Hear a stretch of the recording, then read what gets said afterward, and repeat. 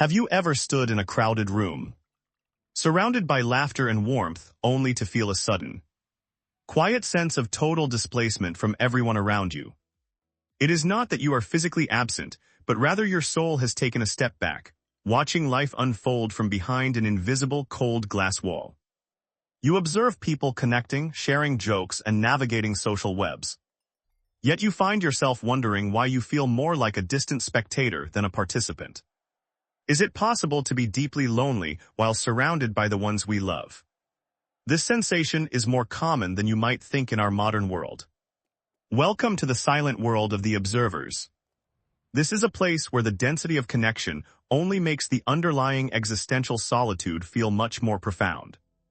You are not just living your life. You are watching a film about it, analyzing the scenes as they pass, forever standing on the edge of belonging. This melancholy is not a sickness, but a unique perspective that allows you to see the invisible threads that hold the social fabric of our reality together. In this state, the noise of the world fades into a muffled hum, replaced by the steady rhythm of your own heartbeat and your quiet, observing thoughts. You find yourself asking, why am I here? Why does this connection feel so hollow?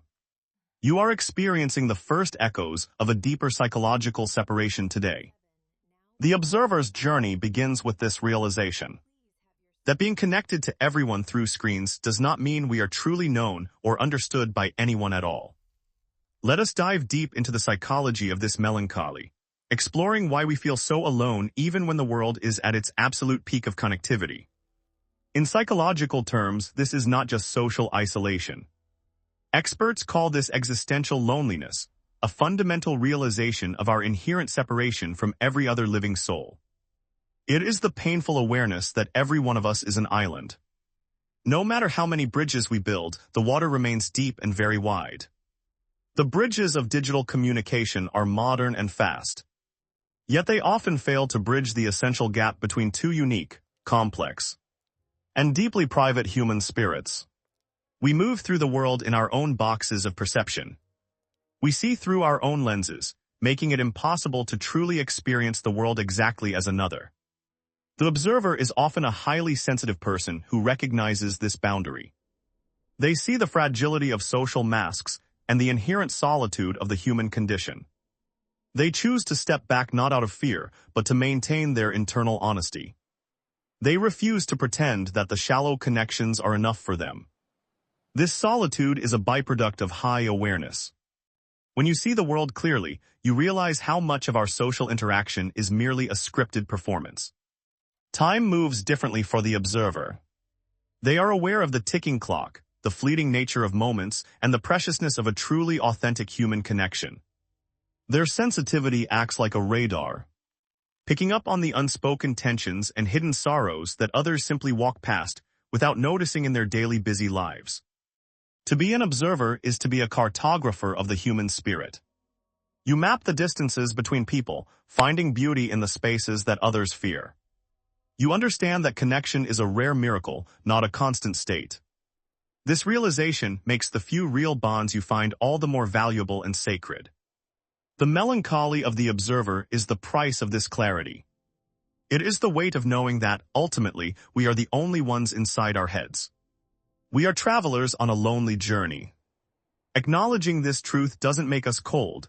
It makes us more compassionate toward the shared isolation of all humanity. We live in an era of absolute connectivity. We are always on, always reachable, yet we have never felt more disconnected from our true inner selves. The constant stream of information creates a paradox. We know everything about everyone, yet we feel like we don't truly know anyone at a soul level. This is the burden of role strain. Society demands that we play multiple versions of ourselves at once, curated for different audiences across many digital platforms. The observer feels exhausted by this performance. They see the artificiality in the program's smiles, and the hollow echo of likes that provide no real warmth. Why does absolute integration cause such deep fatigue? Because it forces us to sacrifice our private sanctuary for the sake of constant, shallow, and public visibility. The observer chooses to remain at the edge because they cannot breathe in the thick atmosphere of performative happiness and the constant pressure to fit in. We are physically close but mentally light years apart. In this crowded elevator, there are 10 different worlds existing simultaneously, yet none of them are truly touching. Choosing to step back is an act of rebellion. It is a way to reclaim the sovereignty of your own mind from the algorithms that seek attention. The observer finds peace in the silence between the pings. They realize that the most important conversations often happen when the screens are finally turned off. We are wandering through a digital forest. The lights are bright, but they offer no heat. The connections are vast, but they offer no real shelter. The pain of the observer is the pain of honesty. They cannot unsee the loneliness that hides behind the high-definition filters and the carefully edited lives. They walk the bridge between two worlds, belonging fully to neither. They see the beauty of the city, but they also feel the coldness of its steel. The observer's melancholy is a shield. It protects the depth of their soul from being flattened by the relentless demand for superficial and constant social engagement. By observing from a distance, we gain a perspective that those in the center of the storm can never see. We see the patterns of life. Being a spectator is not a curse. It is a thin, delicate boundary. From this vantage point, you detach yourself only to empathize more deeply with all. Because you do not belong to any single group, you have the rare ability to understand them all. You see the universal truth in every individual. You see the hidden sadness behind a loud laugh. You sense the crushing emptiness that often follows a moment of great but hollow worldly success. This is what psychologists call cognitive flexibility. It is the capacity to view the world from multiple dimensions and perspectives at the same very time.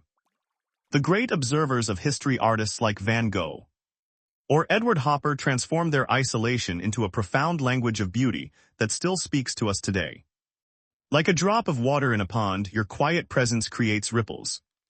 Your empathy is felt by those who are also silently waiting to be understood. The price of this gift is the ache of having no true harbor. You are a nomad of the heart, forever traveling through the lives of others. You are a lighthouse. You stand on the edge, warning others of the rocks while providing a steady, guiding light for those lost in the dark. Your solitude is fertile ground for wisdom. It is where you process the noise of the world and turn it into something meaningful and deeply personal. You notice the things others are too busy to see. The way light hits a leaf, the subtle change in a friend's voice, the world's hidden magic. The observer's journey is an inward one. It is an exploration of the vast, uncharted territories of the human soul that few others dare to visit. In the silence of your observation, you find a strength that the world cannot give. A strength born from knowing yourself in the absence of others. Do not fear the distance between you and the world. It is the space required for your soul to grow and to see the bigger picture. Your melancholy is a bridge to a deeper form of love. A love that doesn't need to possess, only to witness and to understand completely, even in your isolation. You are part of a secret community of observers, all watching the same stars. All feeling the same beautiful, quiet, and heavy ache. Be proud if you feel like an observer. You are the foundational architecture of human emotion. You carry the weight of memory and the depth of feeling. You are likely someone who has lived through two different worlds. The slow analog past and the rapid-fire, high-speed, and often overwhelming digital present. You hold the final pieces of a fading memory, the memory of a time when connection was measured in eye contact and breath, not in bandwidth. Remember the afternoons spent waiting for a friend at a street corner, without a GPS, just trusting in the simple promise of their eventual arrival. These analog memories are your treasure. They remind you of what it feels like to be fully present in a world that wasn't constantly begging for attention. You are a technological bilingual. You speak the language of the machine, but your heart still beats to the slow, steady rhythm of the natural world. Your role is to protect humanity from being swallowed by the algorithms. You are the keeper of the offline human spirit in a digital age. You understand that truth is found in the cracks of the system, in the quiet moments that cannot be quantified, tracked, or sold by any company. By observing, you preserve the nuance of life. You remember that people are complex mysteries, not just data points on a social media marketing graph. You are the bridge between the old and the new. You carry the wisdom of the past into the uncertainty of our fast-moving, high-tech future. Your melancholy is actually a sign of your soul's vitality. It is the part of you that refuses to be simplified or fully integrated into the machine. Stay in your position as the observer. The world needs your perspective to remember what it means to be truly and deeply human in this age. You are the silent witness to the beauty of existence.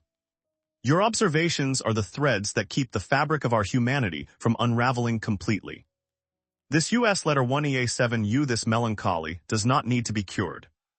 It simply needs to be understood. It is your soul's way of saying, I am still here. It is a sign of resistance against absolute assimilation. It is a testament to your unique identity in a world that constantly tries to make us identical. I want to invite you on a small journey before we end. Think back to your most vivid memory of a time before the world was connected. Was it the smell of a new book? The sound of your mother calling you for dinner from the porch? The feeling of total, uninterrupted, quiet peace? Please share that memory in the comments below. Let us draw a map of our shared analog childhoods before they disappear from our collective human memory. By sharing these fragments, we realize that our separate islands are part of the same archipelago. We are connected by the very things that make us feel alone. You are not alone in your melancholies. You are part of a vast, silent network of souls who feel deeply, see clearly, and love the world from afar. Thank you for being an observer with me. Thank you for your sensitivity and your courage to stand at the edge and look into the deep truth. Stay curious, stay observant, and most importantly, stay human. Your perspective is the most valuable thing you have to offer to this beautiful, lonely world.